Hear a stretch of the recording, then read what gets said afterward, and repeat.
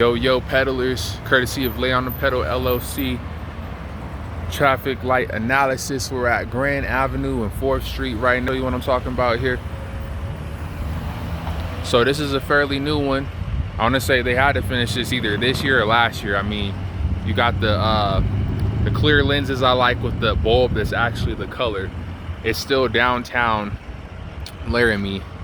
So what's gonna end up happening is and I apologize, it's not landscape. My phone doesn't convert when I upload to YouTube, so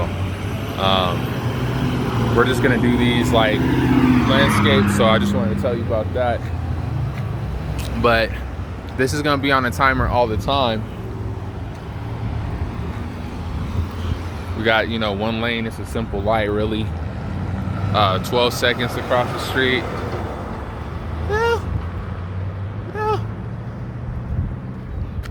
That's cool with me. I mean, so like, but yeah, you're not gonna see any sensors in the street. You're not gonna see any cameras or sensors on top of the traffic light, because I mean, it's eternal setup like this. It's on a timer.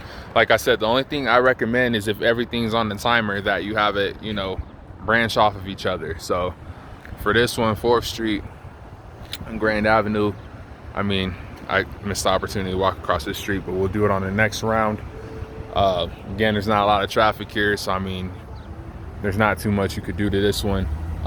We got the round backs on this one. I wonder if they do the same company as Lakewood does. It looks pretty similar, honestly, in terms of setup. Got the trim on the ends of the traffic lights there. I mean, this looks pretty similar to Lakewood with that Eagle stuff. So what we gonna do next, gonna cross the street here. In terms of the traffic engineering, you got 2 lanes going this way, 2 lanes going that way on Grand Avenue. So we're looking good on that. I'm gonna go ahead and walk across the street here. You got 2 lanes, 2 lights up top for the 2 lanes moving forward, which is cool. Got the same thing above, excuse the glare on the traffic lights.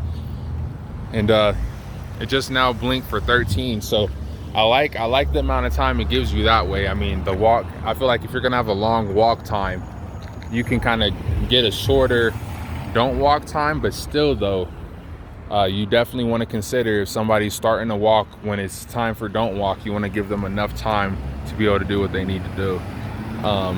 So since everything is so small and it's short here, at least I'm curious to see how this aligns with that traffic light down there.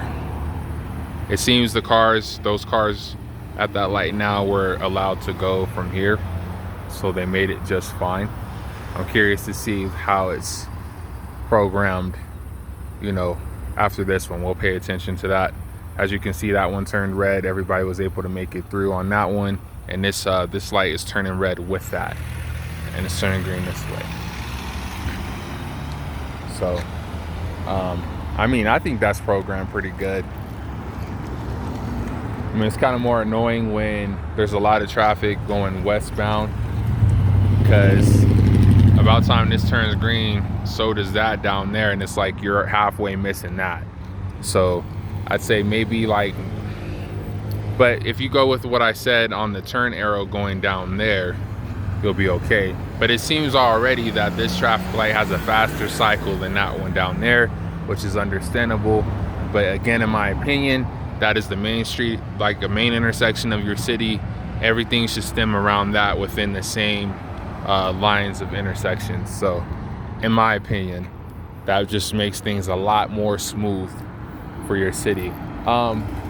This is a good point, and I mean, there is a fire department right there, but I feel like if you have a fire department in the city, you need something for emergency vehicles.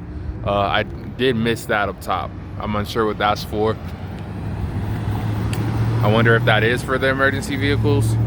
I don't think so. Usually it looks like a bird chirping, like a beak going both ways. So I'm not seeing that here, but I feel like especially having a fire truck up the street, you definitely need the sensors that detect an emergency vehicle on all these lights.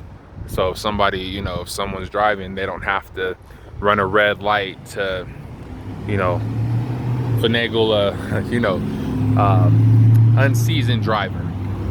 Seasoned drivers know what they're doing, but you gotta program traffic lights for unseasoned drivers as well. So what we're gonna do next is we're gonna go north here. That should be 4th Street. I can't see the street name down there, but we're going ahead. All right, team.